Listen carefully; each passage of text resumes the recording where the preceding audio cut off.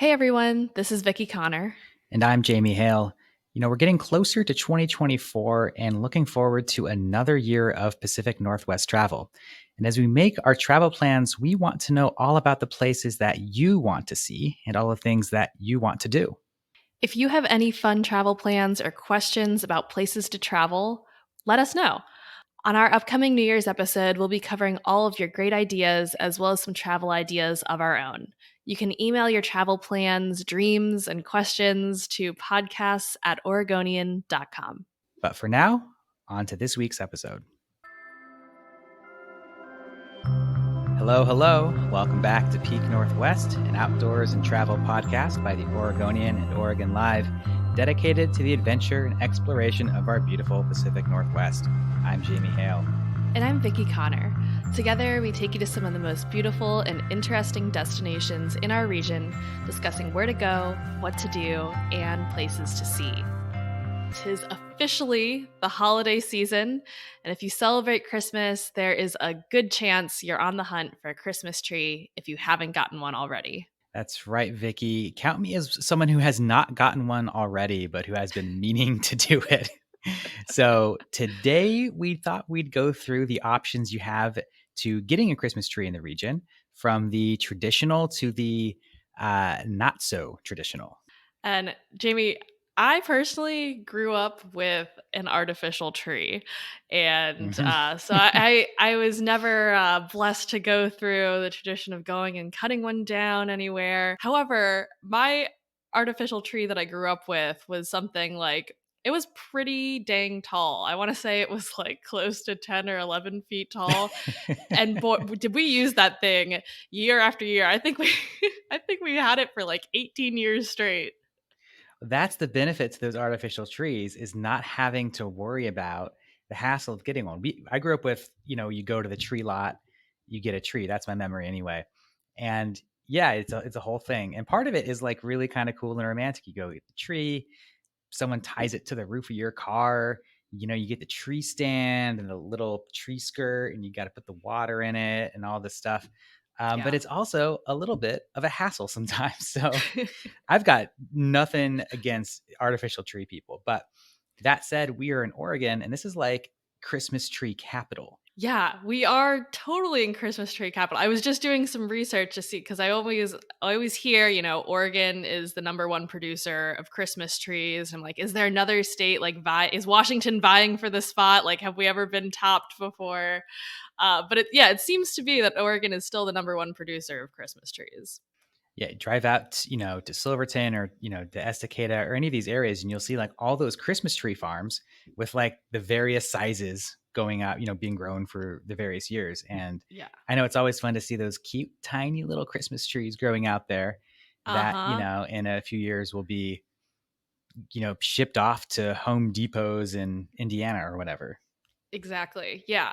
And this year specifically, my partner and I moved in together. And so obviously we're excited about that. But this was the first year that like we had a space that was big enough to have a Christmas tree.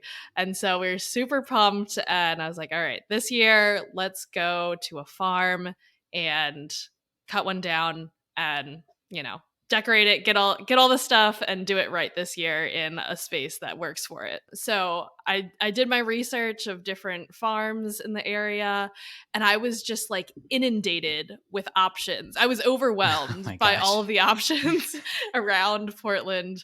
It was really hard to choose a farm out of all the all the places that came up.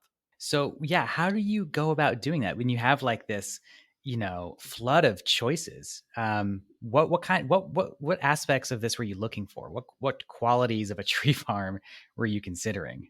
So I wanted one that, in addition to getting your tree, had like other fun and festive things, either like hot chocolate or like other, like a little gift shop you could buy stuff at, or maybe Santa's coming through. And then as I'm researching, I'm like, oh, this farm out toward like Hood River area, you get an incredible view of Mount Hood with the Christmas trees in the Mm. foreground. Like, how magical does that sound? But then as we, chose our date to go out, which was actually December 1st, the forecast was looking a little iffy, and I'm like, we're gonna drive out there and not be able to see Mount Hood at all. And if that's the main purpose, we're going there. I don't know. I'm not gonna lie. The farm we ended up going to, I chose it specifically because they were going to have a hot dog stand at the farm this year. Not any old hot dog stand either. It was like a hot dog infused with maple on a stick and, some What? crazy flavor. I don't when I think about Christmas trees, I don't usually think about hot dogs, but I as you're talking about it, I'm into this. I do wanna hear more about the trees, but I do wanna hear more about the hot dog as well. It might be a letdown of a story. I'm gonna prepare you, Oh, Jamie. no. But so I was just like going through website after website of Christmas tree farms, and I landed upon one in Hillsboro called Furrow Farm. And it's like a third generation Christmas tree farm. And originally they harvested hazelnuts at this farm, and it's evolved over the years. There's like livestock at this farm, and it's just like acres upon acres. So I really wanted that experience of like going out onto the land and kind of like wandering through rows of trees to find the favorite one. So we drove out to Hillsboro and we got there, and they have a whole section of pre-cut trees. So if you cut is not what you're looking for, they had a ton of options there. And then you could also just drive out to the different rows of trees that were you cut. And each section is divided up. You got your noble firs, you got your Nordman firs, grand firs, and Douglas firs. And they're all kind of organized. So choose whichever one you want. And then Nick was very excited to get his handsaw that they have for you to borrow and just get out there. I personally was in the mindset of like, we don't need like the most perfect one. A unique one with some bald spots, maybe a weird top, like it gives it character. This man was set on finding his perfect Christmas tree. And I have never seen this determination in his eye. I was a little scared, Oh my frankly. gosh. Uh, we were just wandering. At this point, unfortunately, after arriving, we find out the hot dog stand was not there because it was a Friday, and I think it was like Saturdays and Sundays only. Oh, what a bummer. So as we're wandering through these trees, I think we're both getting a little hangry. Mm. The tension's getting a little high. Mhm. He hasn't found his perfectly filled out tree. But eventually, we do find a great one. And let me tell you, it was a noble fir that was like super thick and just so filled out. It wasn't as tall as he wanted. He did bring a measuring tape to Of course. see which ones would fit properly in our home. But we found a great one nonetheless. And he went ahead, cut that thing down. It was a true workout, I think. And what's great about this farm is that they have employees that will come by because the farm is so large. They have employees that will come by on an ATV with like a truck bed attached to the back, and they'll put the tree on there so you're not lugging it all the way across the farm. And they'll basically bring you over to a baling station, which like zhoops the tree all together, makes it all nice and compact so you can transport it easily. And they have the twine around it, and then they'll bring it over to your car and put it on top. And it was just like a Christmas dream experience for first time for me going to a Christmas tree farm. Wow. Really sounds like everything went so well except for the lack of hot dog. I know. They were very apologetic about it. I think they saw the disappointment in my eye when Uh, they said it wasn't. did you go get food somewhere else after, like on the way home? I did. And listen, if you're listening to this and you're about to hear me say that I went to a corn dog place afterwards, and sometimes when you really have your mind set on this, I don't eat hot dogs every day or anything, but sometimes you just want one. Oh my gosh. So there's a Korean corn dog spot that's nearby. So That sounds anyway, great. we Yeah. went there. Nothing wrong with Yeah, it was that. Oh my fun. gosh. But yeah, it's nice at this farm. They also have like little ornaments you can buy, which is nice. They also have like fresh wreaths and also like garland, hazelnuts, stuff like that, which is a nice little touch at the end you can buy as you're checking out. I had a great time at Furrow Farm, but I'm sure that there are just, you'll have a great time wherever you go. And I'm sure there are other farms that have plenty of extras too, and maybe even a hot dog. Well, let me ask you this. How much did your Christmas tree ultimately cost? Because I know that Christmas tree cost is a big discussion. Yeah, so at Furrow Farm, Douglas fir trees were $10 a foot, and noble fir, grand fir, and Nordman fir were $12 per foot. So we ended up paying 75 for our noble fir. So it was about like 6 feet and some change. We were happy with the 75, so maybe we didn't need the tree that fit perfectly touching the ceiling of our place. But yeah, I know that trees have increased in price over the years for sure. I was just reading something that like the average price of a real tree in 2013 was like $35. So kind of crazy. Yeah, I was just reading something about 2023. They're like, something like 80 or $90 is the average Yeah. price for a tree these Yeah. days. So 75, a little bit less than that. So you are getting a little bit of a discount by cutting it down yourself. But not a huge one. But it seems like what you're paying for too there is the experience of going out there, being there, having someone tie it up to your car, all this stuff. Um, Mhm. Ultimately, scale of 1 to 10, how would you rate this experience of getting your tree cut this way? I would rate it an 8.5 out of 10. Very good. That's very high. Yeah, 1.5 points deducted for lack of hot dogs, and, maybe it would've been nice to like, I know that they also offer, like, hay rides, or, like, a little train type thing going through the farm, and again, that's like a weekend amenity, hot cocoa, another thing on the weekends. So if you're looking for all those extras, I would suggest going on a weekend. But it really wasn't crowded or anything on our Friday, and it was pretty early on in the month, so it was very chill, and it didn't feel like we were fighting with anyone for a specific tree. It was pretty relaxing, and it was also nice that the weather held out and it didn't rain a single drop while we were out there, so stayed nice and dry. Oh, I bet those U cut fields are muddy right now after that Yeah. atmospheric river that came through. Bring your boots, that is for sure. Uh-huh. Yeah, no doubt. Well, U cut obviously a very popular way to do it. I've never done the U cut farm personally. It's something that a lot of people do. Obviously, very popular here in Oregon and other Mhm. places. I've never had the pleasure. I have done the get your $5 permit, go out into the woods and do it yourself. I That's a different kind of U cut that I have done. Um, I haven't done it this year. I did it just once. This was back in, I want to say 2018 or so, where I was living in a shared house with a couple people, a couple Mhm. friends, and the three of us just on a whim were like, we got to do a Christmas tree this year. And, doing this job, I was like, well, we can get these cheap permits and go out into the national forest and do it Yeah. that way. And they were like, let's go. So we like took my little Subaru Impreza out to Estacada.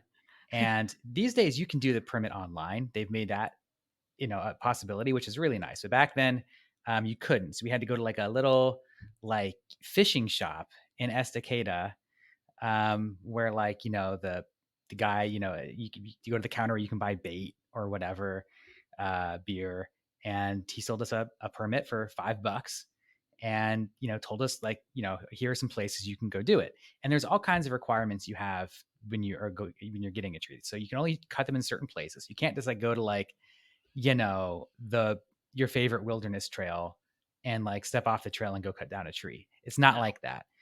Most of the time, you're going to end up in like logging lands, areas that have been logged, where you're going to have a lot of like scrappy little young trees, and that's the kind of stuff you want to cut down. So there's all these rules about like how close a tree is to another tree, how tall it is, You have to cut it, leaving a certain amount of stump remaining. All this information you get when you purchase one of these Forest Service permits to harvest a Christmas tree.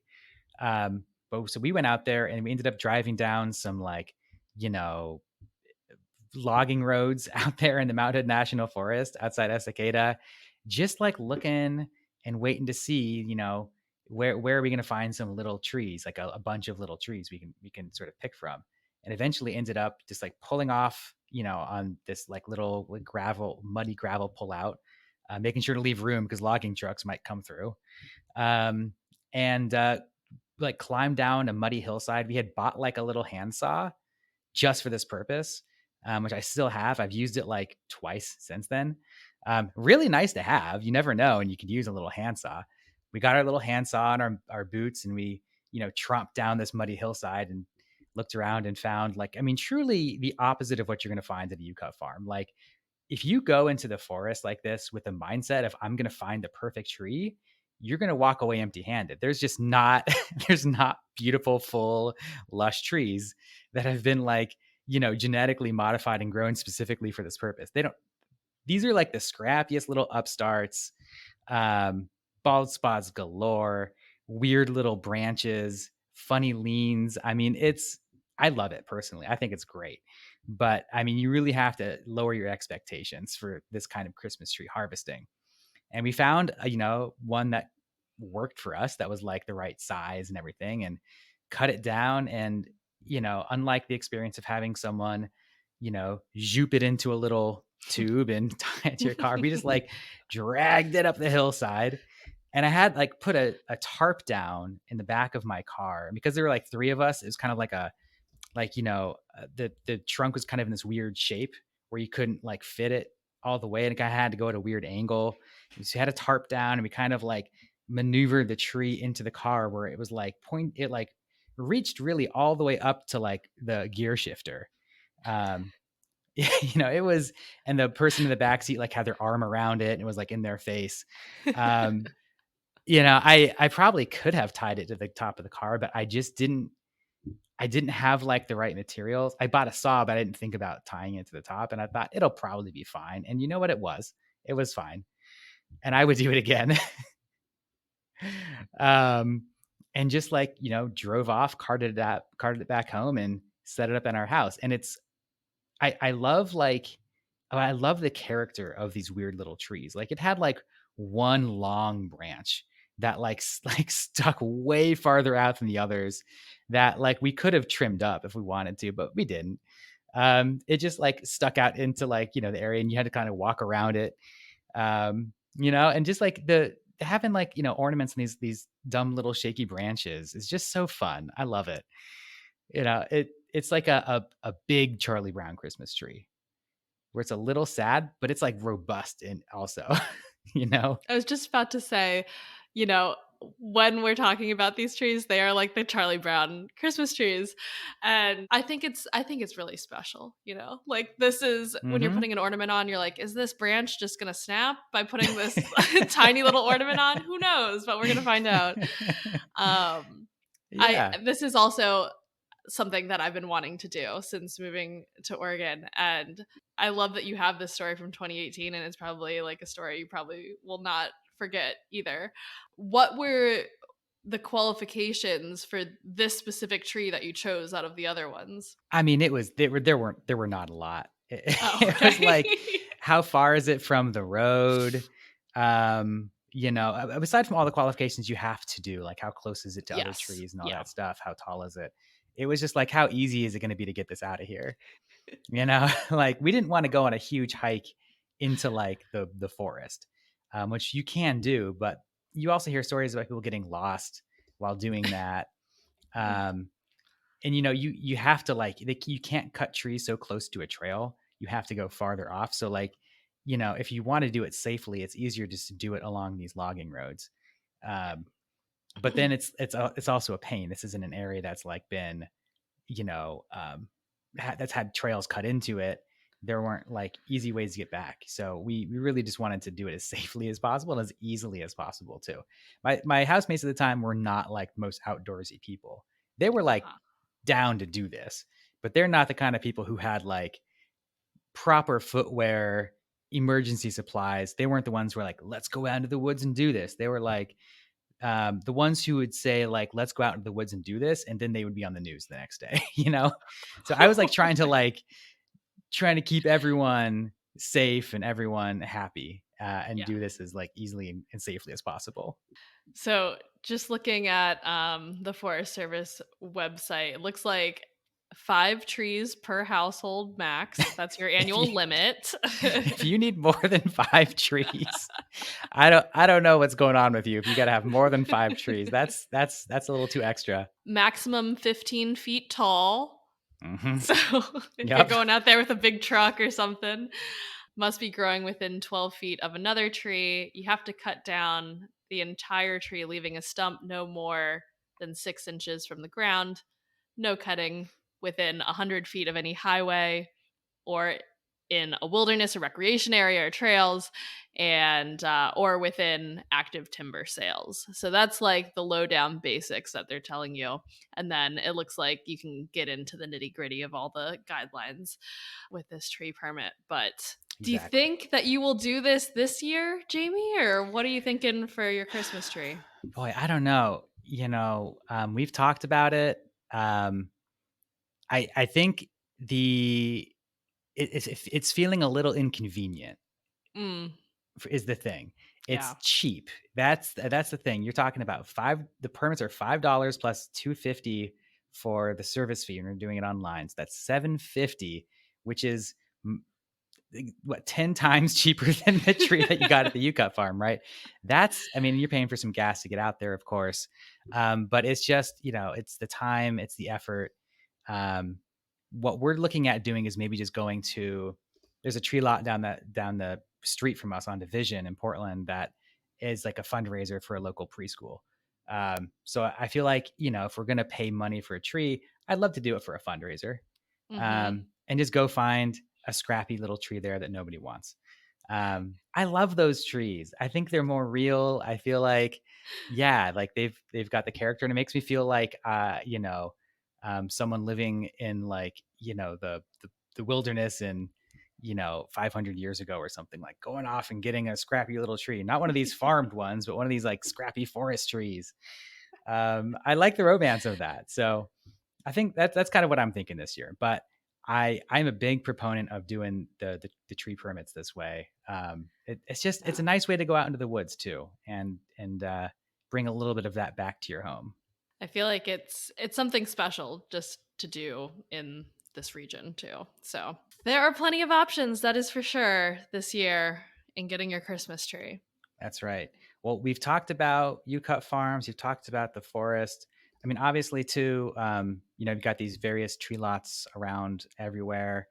I saw someone just on their property on Mount Hood just selling trees that they probably just went into they probably got their $5 permit and cut 5 trees, and they just were like selling them, which is always an option too. It was like, you probably get them cheap that way. And then obviously you can go to your local grocery store, your Fred Meyer, your Home Depot, or whatever. That's where you're going to get your $80, $90 trees. But that's, of course, always an option for folks too.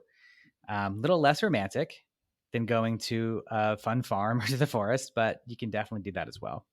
I was looking up the most sustainable Christmas tree options because obviously, you got your artificial, you got your U cut or your farms, and then it was like, if you want the most sustainable option, consider just decorating a tree in your front yard. So if you want like a Sure. no harm option, you could go that way. Put some lights on a planted tree inside your home. Sure. Yeah, you can decorate your monstera. That's always an option. Yeah, of course they have those potted trees you can do. The idea is you decorate it and then you go plant it in your yard if you have a yard. Um, Yes. that's an option. A lot of ways to do a tree. I'm quite happy with the turnout of this year's tree. Also, be sure if you are cutting one down, make sure you're watering that tree, keeping it nice and hydrated those first 2 days, especially so. And yeah, don't want any fire risks in your home either. No, make sure it's happy, healthy. If you buy one that's already cut, you got to make a fresh cut or ask them to make a fresh cut on there for Yeah. you before you take it home. Mhm. Otherwise, that cut will keel over and it's not going to drink water as well. These are things I learned from doing stories about Christmas tree industry, all those tips and tricks. Yes. Um, so yeah, go ahead and get yourself an Oregon Christmas tree for the year. Great way to bring some of the forest into your house. Absolutely. And I can tell you that this tree has been smelling so amazing. I just feel like I'm in the middle of a forest every time I walk through my front Ah, door, and it brings immense joy. oh my gosh, that's so exciting! I can't wait to get one in our apartment here. Yeah. Well, folks, that will do it for today. Until next time, you can watch our videos on the Oregonians YouTube channel and view all of our travel and outdoors coverage on OregonLive.com/travel, as well as HereIsOregon.com. Please leave us a rating or review if you enjoy the show. And if you want to support this podcast as well as our local journalism, please consider a subscription to Oregon Live. You can find details at OregonLive.com/pod support. Also, if you're a fan of the show and you're interested in potentially sponsoring it, you can get in touch with our marketing people at advertise@oregonian.com. This episode of the show was produced by me, Vickie Connor, alongside Jamie Hale. Stay safe and happy travels, everyone. Until next time, we leave you with this 10 seconds of Zen.